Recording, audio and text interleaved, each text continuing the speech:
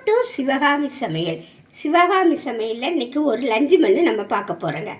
அதுக்கு சொரக்காய் பருப்பு போட்டு கூட்டு. பருப்பை வேக போட்டேன், கொஞ்சம் வெந்துட்டுருக்கு. இந்த சொரக்காவையும் போட்டுக்கிறேன்.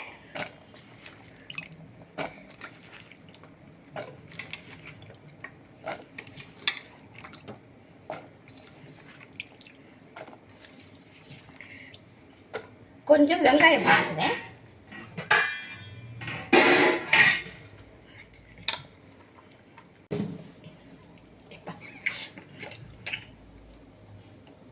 இப்போ கொஞ்சம் மஞ்சள்தூள் போட்டுக்கிறேங்க. கொஞ்சம் மிளகாத்தூள் போட்டுக்கிறேன்.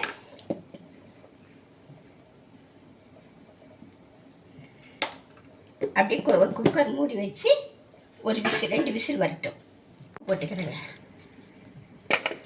நல்லா வேகட்டும், 2 விசில் வரட்டும். சாதம் அடுப்பில் போட்டேங்க. இப்போ ஒரு கடாய் எடுத்து எண்ணெய் ஊற்றிருக்கேங்க.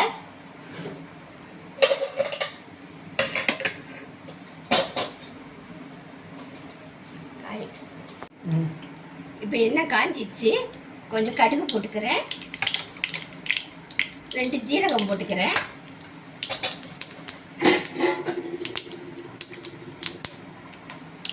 ஒரு கை வெங்காயம் போட்டுக்கிறேன், கொஞ்சமாக பூண்டு கட்டி வச்சுருக்கேன், அதையும் போட்டுக்கிறேன். எல்லாம் நல்லா கொஞ்சம் செவக்க வரட்டும்.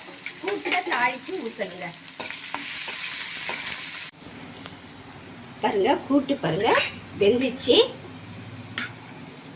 நல்லா வெந்துச்சு. இப்போ அதில் கொஞ்சம் தேங்காய் போட்டுக்கிறேங்க. நல்லா சிவந்து வந்துச்சு. கொஞ்சம் கருவேப்பிலை போட்டுக்கிறேன். தாளித்து கூட்டில் எடுத்து ஊற்றிடுங்க.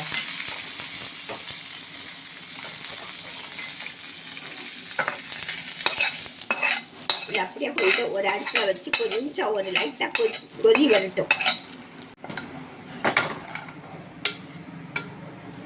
இப்போ வச்சு ஒரு அடுப்பில் வச்சு கொஞ்சம் சூடாகட்டும். தேங்காயெல்லாம் ஒன்று சேர்ந்து வரட்டும்.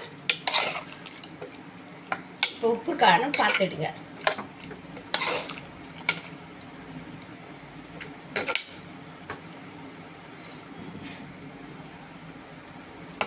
கரெக்டாக இருக்குது.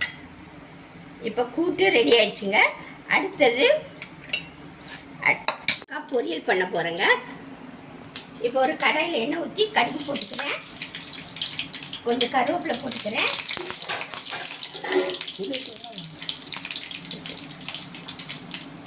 கொஞ்சம் வெங்காயம் போட்டுக்கிறேன்,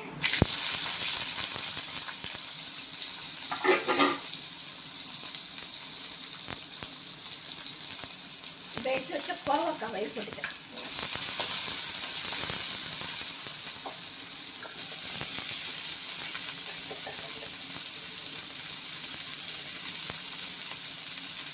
லைட்டாக கொஞ்சம் வதங்கட்டும். கோவக்காய் வேக வச்சு லேட்டாகும்.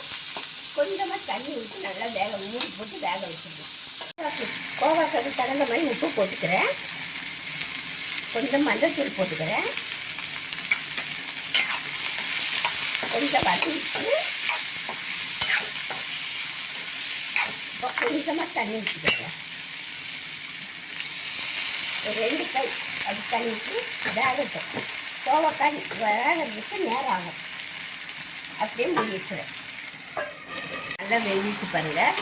அப்பப்போ கிளறி கொடுத்துக்கணும்.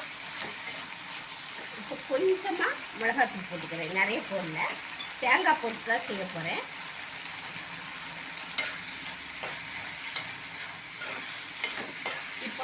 இப்போ தேங்காய் வச்சு போட்டு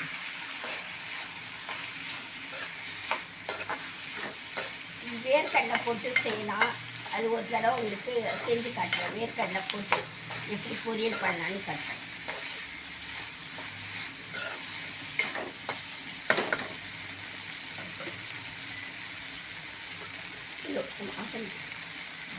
பொரியல் ரெடி ஆகிடுச்சுங்க. கோவக்காய் பொரியல் ரெடி. அடுத்து செய்ய போகிற டிஷ்ஷு சாம்பார் வெங்காயமும் முருங்கைக்காய் வச்சு தீயல் பண்ண போகிறேங்க. அதுக்கு சாம்பார் வெங்காயம் கொஞ்சம் எடுத்துருக்கேன், முருங்கைக்காய் கட் பண்ணி வச்சுருக்கேன். இப்போ ஒரு கடாய் வச்சுருக்கேன். அந்த கடாயில் கொஞ்சம் தேங்காவை எடுத்து துருவி வச்சுருக்கேன், அதை போட்டுக்கணும்.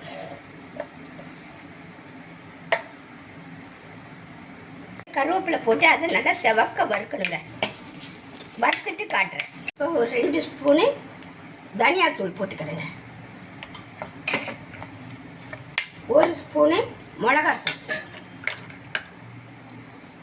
1 ஸ்பூன் மிளகாத்தூள் இதை போட்டு லைட்டாக வறுத்துட்டு ஆஃப் பண்ணிட வேண்டியதாங்க. ஆற வச்சு அரைக்கணும். ஒரு அதே கடாயில் கொஞ்சம் நல்லெண்ணெய் ஊற்றிக்கிறேங்க.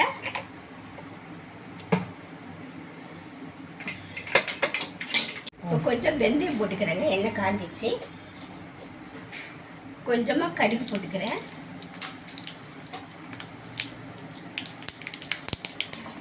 எடுத்து வச்சா முருங்கைக்காய் சாம்பார் வெங்காயம் போட்டுக்கிறேன்.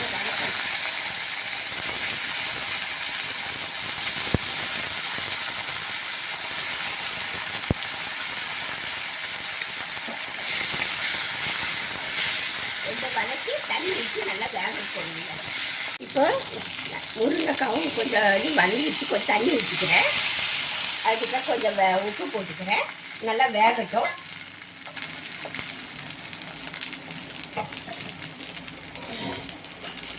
கலர் மாறிச்சு பாருங்கள். இப்போ கொஞ்சம் மஞ்சள் தூள் போட்டுக்கிறேன். நம்ம அரைச்சி வச்ச அரைப்பு நம்ம நைஸாக அரைச்சிக்கணும், அதை எடுத்து போட்டுக்கிறேன்.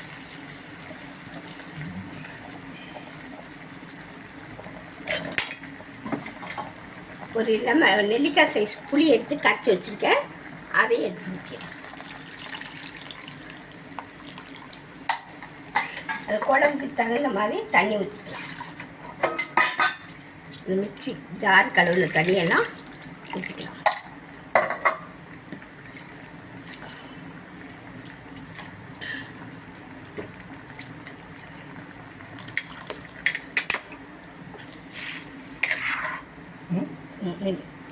இப்போ கொஞ்சம் நல்லா கொதித்து வற்றி வரட்டும். இப்போ உப்பு காரெல்லாம் பார்த்துக்கலாம்.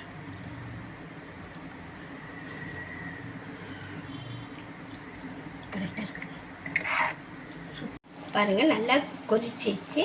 நல்ல எண்ணெயெல்லாம் பிரிஞ்சு வந்து பாருங்கள். இந்த ஸ்டேஜில் ஆஃப் பண்ணிட வேண்டியதாங்க. இப்போ கொஞ்சம் கருவேப்பிலை போட்டு ஆஃப் பண்ணிக்கிறேன். லன்ச் மெனு முடிஞ்சிடுச்சுங்க. இந்த ரெசிபி உங்களுக்கு பிடிச்சிருந்தா சப்ஸ்கிரைப் பண்ணுங்கள், ஷேர் பண்ணுங்கள், கமெண்ட் பண்ணுங்கள். அடுத்த ரெசிபியோடு சந்திக்கிறேன். நன்றி, வணக்கம்.